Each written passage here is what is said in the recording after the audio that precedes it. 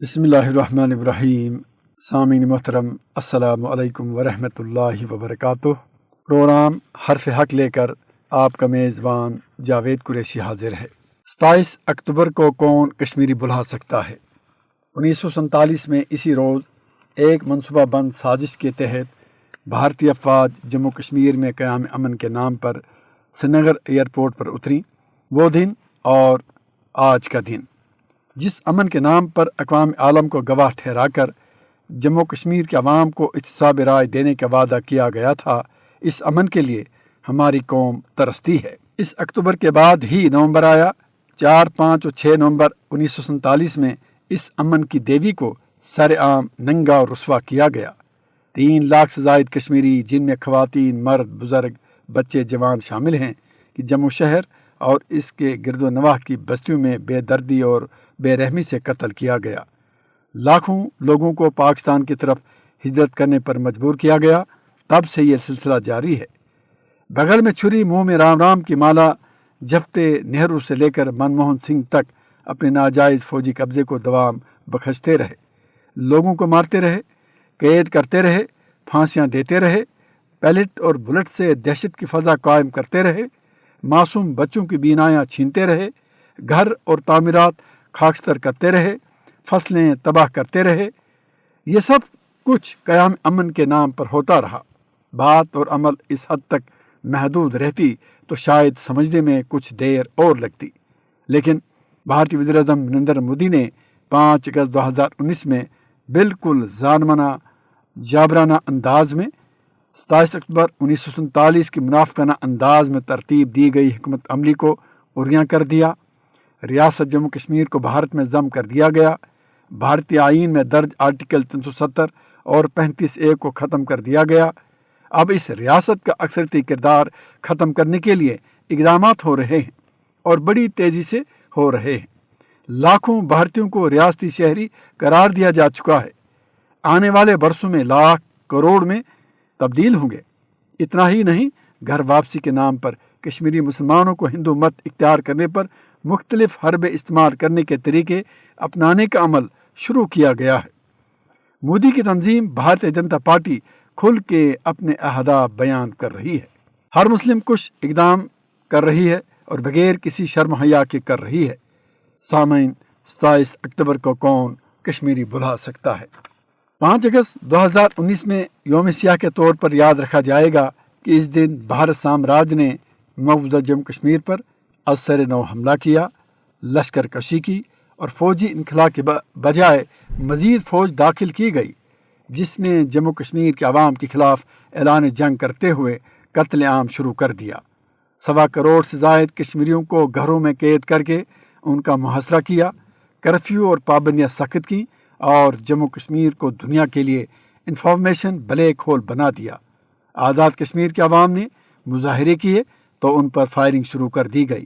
چین نے لداخ میں بھارتی فوج کے قدم روکنے کی کوشش کی، تب بھارت لداخ کو ہماچل پردیش اور مقبوضہ وادی کشمیر سے ملانے کے لیے زیر زمین سرنگیں تعمیر کرنے لگا تاکہ جنگی تیاریوں کو بڑھا سکے۔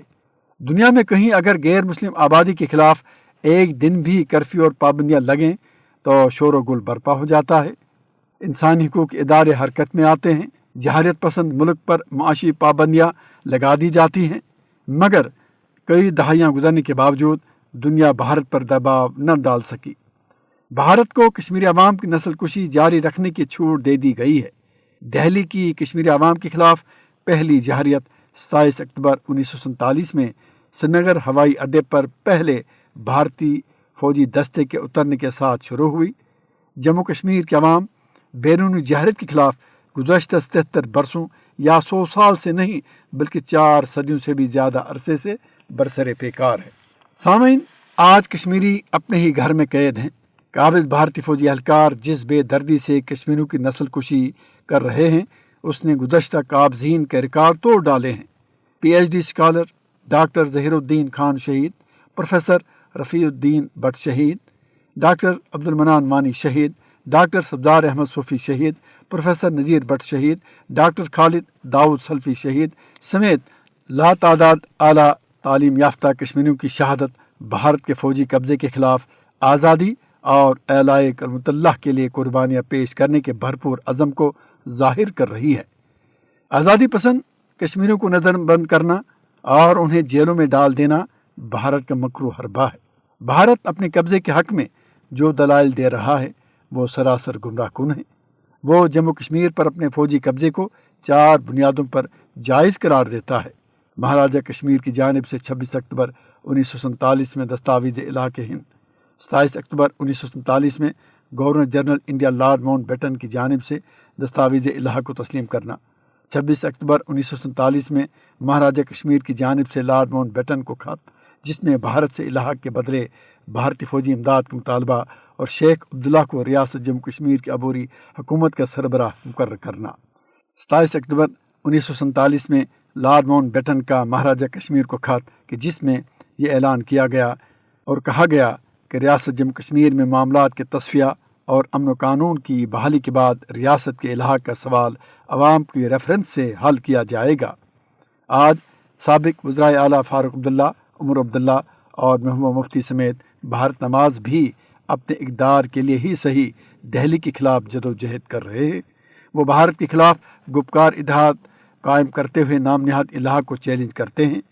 بھارت کے کشمیر پر قبضے کا سارا دار و مدار مہاراجہ کشمیر کی علاقہ ہند کی دستاویز پر ہے، جس کے بارے میں بالکل عیاں ہو چکا ہے کہ 2 دستاویز یعنی دستاویز الحاق اور ماؤنٹ بیٹن کو خط جس پر مہاراجہ نے 26 اکتوبر 1947 میں دستخط کیے جعلی تھے۔ مہاراجہ 26 اکتوبر کو سری نگر سے جموں کی طرف 300 کلومیٹر سے زیادہ لمبی سڑک کے ذریعے سفر کر رہے تھے۔ اتنی طویل شاہراہ پر سفر کے دوران دستاویز الحاق پر دستخط کیسے ہوئے، جبکہ مہاراجہ کے وزیر اعظم مہر چند مہاجن اور کشمیر معاملات سے متعلق بھارتی سینئر افسر وی پی مینن دہلی میں تھے۔ دہلی اور عازم سفر مہاراجہ کے درمیان کسی بھی قسم کا کوئی رابطہ نہیں تھا۔ مہر چند مہاجن اور وی پی مینن 27 اکتوبر 1947 کی صبح 10 بجے دہلی سے جموں بذریعہ ہوائی جہاز روانہ ہوئے اور مہاراجہ کو اسی دوپہر ان دونوں کی زبانی اپنے وزیر اعظم کے بھارت کے ساتھ مذاکرات کے نتیجے کا پتہ چلا۔ جب بھارتی افواج نے سری نگر ہوائی اڈے پر قبضہ کیا، اس کے بعد مہاراجہ کی مہاجن اور مینن سے ملاقات ہوئی۔ اس سے ظاہر ہوتا ہے کہ ان دستاویز پر مہاراجہ کشمیر کے دستخط نہیں تھے، اور اگر کسی نام نہاد دستاویز پر دستخط کیے بھی گئے تو ان پر 26 اکتوبر 1947 کی جعلی تاریخ رقم کی گئی۔ مہاراجہ اور ماؤنٹ بیٹن کے مابین خطوط کو 28 اکتوبر کو بھارت نے شائع کیا، لیکن الحاق کی دستاویز کو شائع نہ کیا گیا، جبکہ دونوں خطوط حکومت ہند نے تیار کیے تھے۔ دستاویز الحاق کی کاپی پاکستان کو بھی نہیں دی گئی اور نہ ہی اسے 1948 کے آغاز تک اقوام متحدہ میں پیش کیا گیا۔ 1948 میں حکومت ہند نے جو وائٹ پیپر شائع کیا، اس میں دستاویز الحاق کو شامل نہیں کیا گیا کہ جس کی بنیاد پر بھارت جموں کشمیر پر قبضہ جائز قرار دینے کا دعویٰ کر سکے۔ آج تک مہاراجہ کے دستخط شدہ دستاویز الحاق کا کوئی بھی اصل پیش نہیں کیا جا سکا۔ اگر ان تمام دستاویزات کو جو کہ جعلی ہیں کو اصل قرار دیا بھی جائے تو لارڈ ماؤنٹ بیٹن کی جانب سے دستاویز الحاق کو مشروط طور پر تسلیم کرنا اور عوام کی رائے معلوم کرنے کی بات سے بھی بھارت نے آج تک عمل نہیں کیا۔ لارڈ ماؤنٹ بیٹن کے خط میں عوام سے ریفرنس کا جو تذکرہ تھا وہ رائے شماری تھا۔ دستاویز الحاق کے جعلی ہونے پر یہ بات بھی ثابت ہوئی کہ بھارت سامراج نے ایک خود مختار ریاست پر جبری فوجی قبضہ کیا تھا، کیونکہ اس ریاست کے راجا نے کسی بھی ایسی دستاویز پر دستخط نہیں کیے جن کا مقصد جموں کشمیر کا بھارت سے الحاق ہو۔ پاکستان بھی دنیا میں کشمیری عوام کی آواز بلند کر رہا ہے، مگر بھارت ٹس سے مس نہیں ہوتا۔ وہ معصوم کشمیریوں کا مسلسل قتل عام کر رہا ہے۔ معصوم بچوں تک کو بینائی سے محروم کر دیا گیا ہے۔ کشمیری عوام 1947 سے بھارت کے خلاف برسر پیکار ہیں، انتفاضہ جاری رکھے ہوئے ہیں۔ 2008 سے 2010 تک کا سلسلہ بھی اس نئی نسل کے شاندار عزم کا عکاس تھا، جس نے سب سے پہلے امرناتھ شرائن بورڈ کو اراضی کی منتقلی کے خلاف احتجاج کیا تھا۔ اس دوران کشمیریوں کو بعض نئے تجربات سے آشکار ہونا پڑا، جس کے دوران بھارتی انتہا پسندوں کی سرپرستی میں وادی کشمیر کی اقتصادی ناکہ بندی واقعتاً حیرتناک اور عبرتناک ثابت ہوئی۔ بعد ازاں شوپیاں میں خواتین کی آبروریزی اور پھر برہان مظفر وانی کی شہادت کے بعد پوری وادی کشمیر میں شدید احتجاج اور مظاہرین پر تشدد نے ثابت کر دیا کہ جموں کشمیر کی نئی نسل کوئی سمجھوتا کرنے کے موڈ میں ہرگز نظر نہیں آتی ہے۔ سامعین، فلسطین طرز کی انتفاضہ تحریک کو بندوں کی نوک پر دبانے کے لیے بھارت نے اسرائیل، روس اور امریکہ کی مدد بھی حاصل کرتے ہوئے ہی لاک ڈاؤن اور پابندیاں عائد کی۔ آج اسرائیل فلسطینیوں کا قتل عام کر رہا ہے، ان کی سرزمین پر جبری قبضہ کرنے کے بعد مقامی آبادی کو بے دخل کر رہا ہے، ان کی جگہ صہیونی آباد کاروں کو بسا رہا ہے۔ اسرائیلی دہشت گردی پر مغرب اسرائیل کی کھلی مدد کر رہا ہے۔ فلسطینی بچوں، ہسپتالوں پر بمباری کے لیے مہلک اسلحہ سپلائی کیا جا رہا ہے۔ اسرائیل بھی بھارت کی ہی طرح تمام مذموم اور ظالمانہ حربے آزمانے کے باوجود ناکام و نامراد ہوگا۔ بھارتی حکمران بچوں اور عزت مآب خواتین کے عزم جو ہمالیہ سے بلند اور سمندروں سے بھی زیادہ گہرا ہے کو دیکھ کر چیخ اٹھے۔ بوکھلاہٹ میں وہ اپنے آخری تیر آزما رہے ہیں، لیکن عظیم کشمیری قوم اپنے جگر آزما رہی ہے۔ دنیا نے دیکھ لیا ہے کہ کشمیری اپنی جنگ کس عزم کے ساتھ لڑ رہے ہیں۔ انقلاب میں بندوق کا کوئی کردار نہیں تھا۔ مشہور بھارتی مصنفہ اروندھتی رائے کے بقول یہ وقت ایسا تھا کہ کشمیر کو بھارت سے آزاد ہونے سے بھی زیادہ بھارت کو کشمیر سے آزاد ہونے کی ضرورت تھی۔ بھارت کی طرف سے جاری قتل عام، طویل ترین کریک ڈاؤن اور لاک ڈاؤن نے بھارت کو بے نقاب کر دیا۔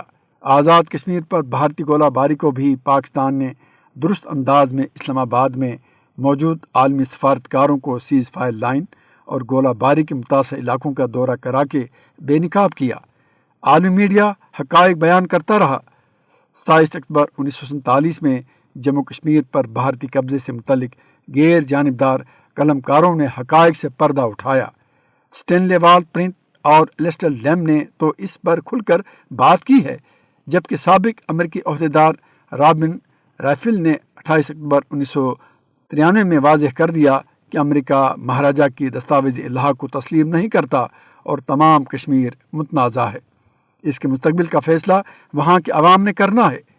الحاق کی دستاویز پاکستان یا اقوام متحدہ میں پیش نہیں کی گئی۔ بعد ازاں بھارت نے کہا کہ وہ گم ہو گئی ہے۔ جنیوا کی انٹرنیشنل کمیشن آف جورسٹ نے ایک قرارداد کے ذریعے کہا کہ جموں کشمیر کے بھارت کے ساتھ الحاق کی دستاویز بوگس اور جعلی ہے۔ یہ بات بھی ثابت ہو گئی ہے کہ بھارت نے جموں کشمیر پر قبضے کا منصوبہ ستمبر 1947 میں ہی بنا لیا تھا۔ سردار ولبھ بھائی پٹیل کے مکتوبات سے بھی یہ بات ظاہر ہو گئی ہے۔ دوسری طرف جب گورنر جنرل پاکستان قائد اعظم محمد علی جناح رحمۃ اللہ علیہ نے 27 اکتوبر 1947 میں پاکستانی فوج کو جموں کشمیر میں داخل ہونے کا حکم دیا تو انگریز commander in chief lieutenant general sir Douglas Gracey نے اس حکم کو ماننے سے انکار کر دیا۔ گریسی نے supreme commander field marshal econ league سے ہدایت کے لیے رجوع کیا۔ ایکون لیگ 28 اکتوبر 1947 میں دہلی سے لاہور پہنچ گئے، جس کے بعد محمد علی جناح رحمۃ اللہ علیہ نے ماؤنٹ بیٹن اور نہرو کو اگلے روز لاہور بلا لیا۔ اس طرح بھارت نے جموں کشمیر پر جعلی دستاویز کا بہانہ بنا کر فوجی قبضہ کر لیا۔ 2 بٹالین فوج ڈیکوٹا جہازوں میں سری نگر پہنچ گئی۔ بھارت وقت گزرنے کے ساتھ ساتھ فوجی قبضے کو مضبوط کرتا گیا۔ آزاد کشمیر کے عوام نے جموں کشمیر کو آزاد کرانے کی کوششیں کی، لیکن بھارت کے دباؤ پر عالمی برادری نے مداخلت کی اور پاکستان کو ایسے موقع پر سیز فائر کرانے پر مجبور کیا۔ سامعین، آج بھی کشمیری عوام کرفیو اور پابندیوں کے باوجود تاریخ کا منفرد انتفاضہ لڑ رہے ہیں۔ پاکستان چین کے تعاون سے سلامتی کونسل کے مشاورتی اجلاس منعقد کرانے میں کامیاب ہوا۔ ترکیہ، ملیشیا جیسے ممالک نے کشمیری عوام کے لیے بھارت سے ٹکر لی۔ بھارتی جارحیت پھر بھی کم نہ ہوئی۔